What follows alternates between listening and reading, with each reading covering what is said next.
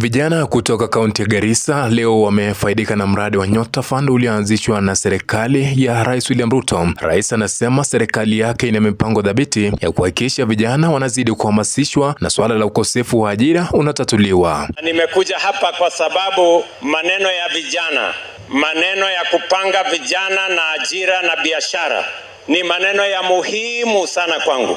Kuna watu wananiambia I should delegate matters to do with the young people of Kenya.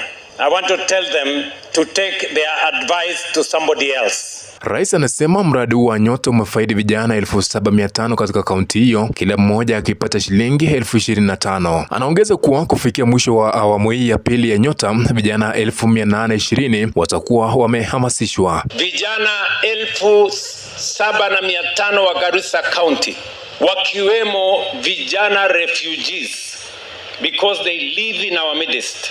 Even the refugee young people will benefit from the Nyota program because they work, they reside in Garissa County, na kwa sababu nyinyi mumekuwa host community. Rais anaongeza kuwa serikali yake itasaidia vijana wasiokuwa na ujuzi maalum kwa kuwaelimisha na kuwapa vyeti vya kujisaidia katika biashara zao. Tutaambatana pamoja na nyinyi, tutawasaidia mentorship.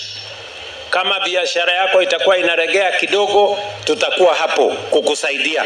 There are those who we are going to assist in training and giving them skills and making sure that we certify them and give them certificates.